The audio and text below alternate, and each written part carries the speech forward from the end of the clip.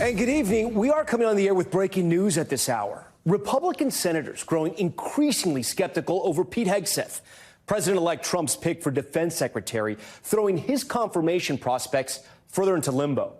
The former Fox News host on Capitol Hill today, you see him right here, speaking with lawmakers, hoping to garner their support. But allegations of past sexual misconduct, alcohol abuse, and financial mismanagement could sink his nomination chances.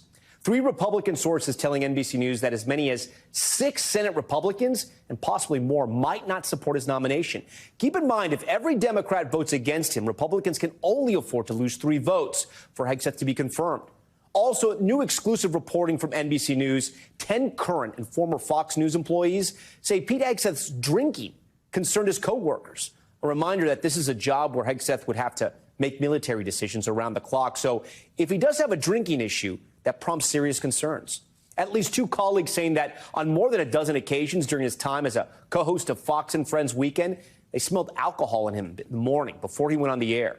Hegseth has not commented on the allegations, and a Trump transition team spokesperson has called the claims unfounded and false. The 44-year-old who served in the military has also drawn backlash over an allegation of sexual assault, which he denies, and over his comments that women shouldn't serve in combat. NBC senior Capitol Hill correspondent Garrett Haight has the latest on this one. Tonight, President-elect Trump's pick for Defense Secretary Pete Hegseth facing growing skepticism of his chances for confirmation amid damaging news reports. Do you need to address the questions about your character that have been raised? And now, 10 current and former Fox News employees who worked with Hegseth, who hosted one of the network's morning shows, telling NBC News that he drank in ways that concern them. 2 saying that on more than a dozen occasions they smelled alcohol on him before he went on air. Quote, everyone would be talking about it behind the scenes, one of the former Fox News employees said.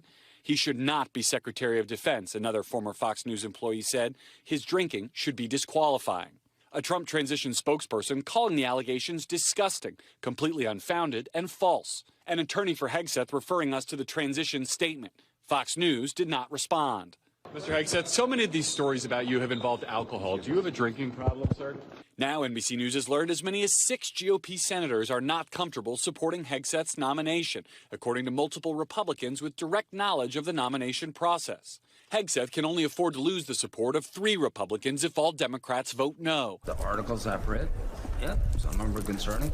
I don't know if it's true or not, but he'll go through the process. He'll be asked about it. We'll see what happens. There are questions that some members have, and we're going to be working for an answer. Are you among the members who have questions? Well, I'm looking to be supportive. But no Republican senator has publicly said they will oppose Hegseth, who's also a decorated combat veteran. I think they've got a really good shot of getting them all through. Meanwhile, late tonight, another Trump pick abruptly pulled his name from consideration. Chad Chronister, the sheriff in Hillsborough County, Florida, withdrawing his selection for administrator of the Drug Enforcement Administration, posting, quote, over the past several days, as the gravity of this very important responsibility set in, I've concluded that I must respectfully withdraw from consideration. Okay, a lot of transition news tonight. Garrett Haight joins us live from Capitol Hill. Look, Garrett, right, we have the reporting. We have sources telling us that at least 6 senators are having serious concerns with him, Republican senators. This news for sure has trickled over to Mar-a-Lago, right? And you have to think that the Trump transition team is aware that there might be a break in the ranks here. Is Pete Hegseth a dead man walking? That may be too strong, Tom, but he's certainly in trouble, and the Trump team understands that. That's part of the reason they've got him up here on Capitol Hill, continuing to push forward with these meetings, trying to blow past this, steady stream of negative stories that have hit him essentially every day for the last 4, hoping that it might blow over. But so far, he hasn't really done much to defend himself, and notably, neither has the Trump team done much to defend him publicly. I think if you're Pete Hegseth and you are understanding the challenges to your nomination, you'd like to see a more robust defense from some of these big Trump surrogates, or perhaps from the president-elect himself with his social media megaphone. None of that has been coming, and that can't be welcome news to Pete Hegseth. It's a very good point. Garrett, I know the Trump team has also now reached an agreement with the Justice Department for an FBI background check of nominees. Yeah, that's right. This is a memorandum of understanding. This has been a long sort of discussed possibility here. A lot of Republican senators wanted to see this done. It's a very normal step in a transition, and it would provide for these FBI background checks of incoming nominees. Senators want to see them. They don't want to be surprised, especially at or after a confirmation hearing with something that might come out about a nominee. This will speed up the process potentially and could help root out any other, unpleasant surprises in nominees' backgrounds that the Trump vets, to the degree that they've been done at all, haven't caught up till now, Tom. Okay, Garrett Haake with a lot of new reporting tonight for us. Garrett, we appreciate that. For more on that NBC News exclusive reporting on allegations involving the drinking habits of Pete Hegseth, I want to bring in one of the reporters on that byline, NBC News Pentagon correspondent Courtney Kube. Courtney, thanks for joining Top Story tonight. So, a big story you guys broke. Talk to us about this reporting and what you and your colleagues uncovered. Yeah, so we spoke with nearly a dozen people, both current and former Fox News employees, some of whom work directly on Fox and Friends, which is the popular Saturday morning show that Pete Hegseth has been a host of for several years. And they detailed a number of times where Hegseth would come into that show, which begins at 6 a.m. on weekend mornings.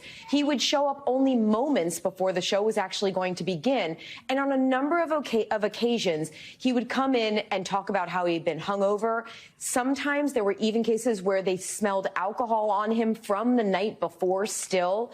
And Tom, this caused a lot of stress to these colleagues who we spoke with. Again, 10 former and current Fox News employees who said that this would put a lot of strain on the staff. They were worried he wouldn't show up. Now, none of them could tell us about times where he didn't actually make it on the air or he was actually visibly drunk on the air. But you know well from being on shows throughout your entire career, when the anchor or the host is causing stress on the show, look, it can cause a lot of trouble, and it really makes the show dynamic a lot more difficult. Now, I should say the Trump transition team called these allegations false. They continue to allege, as they have with a lot of these allegations about Pete Hegseth, that these are disgruntled people who worked for him or who worked with him who are just out to settle old scores, Tom. Yeah, and I think one of the important things your piece does on NBCNews.com right now is you put this in a context, right?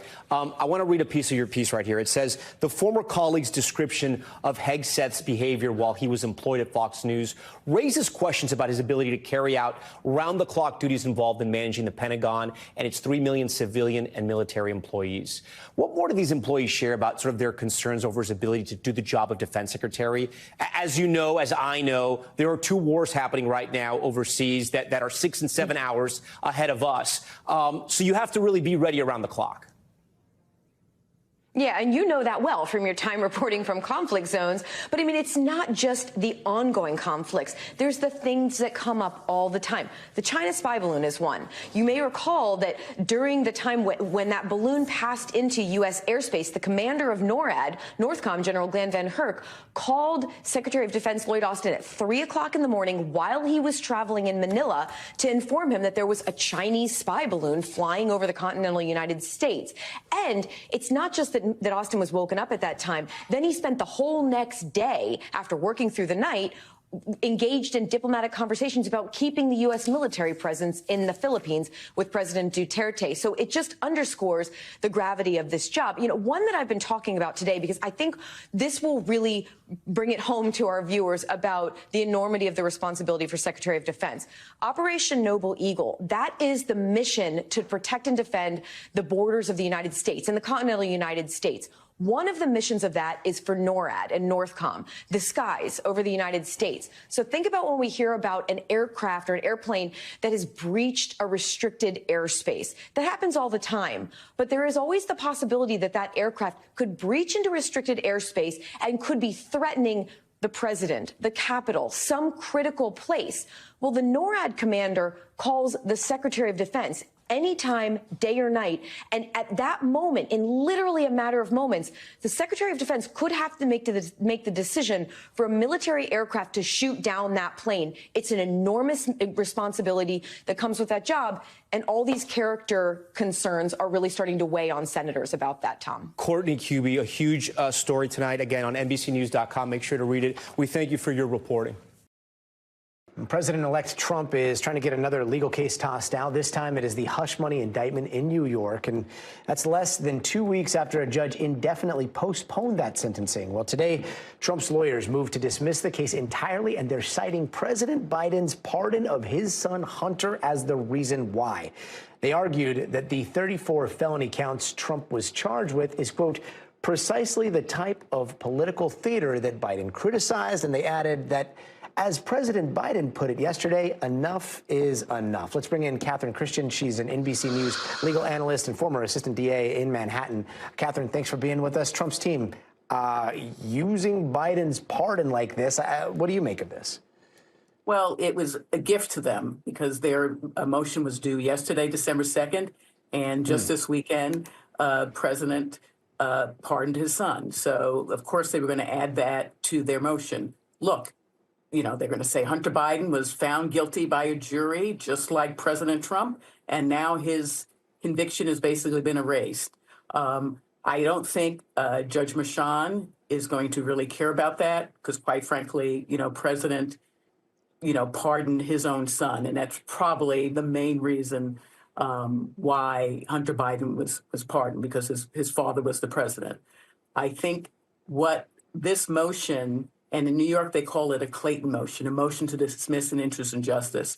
I do not see Judge Merchan granting it. For one reason, the Trump lawyers piled in a whole lot of very personal, gratuitous attacks against the judge and the prosecution team. They accused the prosecutors of unethical conduct, of leaking grand jury information, of basically suborning perjury, meaning they knew that Michael Cohen was lying. They're saying that he lied on the stand, and the prosecutors knew that. They brought up again that Judge Merchan's adult daughter, who does not live with him, made him have a conflict of interest and should not have handled the case. So they put all of that extra factual allegations, which are really, accusing a prosecutor of unethical conduct is one of the worst things you can do. And that's basically what they're holding, hoping that Judge Merchan will dismiss this. And I should just say, under New York law, this motion, which is called the Clayton motion, is rarely granted. It's unusual for a judge to dismiss a case after it's already been indicted, particularly after a jury has already found the defendant guilty. And the key word there, under New York law. Look, this is one of those things where people at home are like, okay, I know what guilty and I know what innocent means. I know what right is, and I kind of don't know what wrong is. And like, I've got this compass. But here we're talking a lot about jurisdiction, too, and especially when it comes to pardons. I know that this is a state issue, but is there any way that Trump could just pardon himself next month and it sticks? No, a president can only pardon someone for federal crimes. So he can't pardon anyone for a state crime. So he can't pardon himself for the Georgia case or the New York case. Now, the two federal indictments have been dismissed. The January 6th indictment has been dismissed, and the classified indictment was already dismissed by Judge Cannon. And then the special counsel withdrew President-elect Trump from that appeal. So there will be no pardon on this case because it's state. All gets very confusing, especially when Trump's defense team slips in reference to the pardon that we just saw. A lot to keep track of, and we really appreciate your analysis. Catherine Christian, thank you. Thanks for watching. Stay updated about breaking news and top stories on the NBC News app or follow us on social media.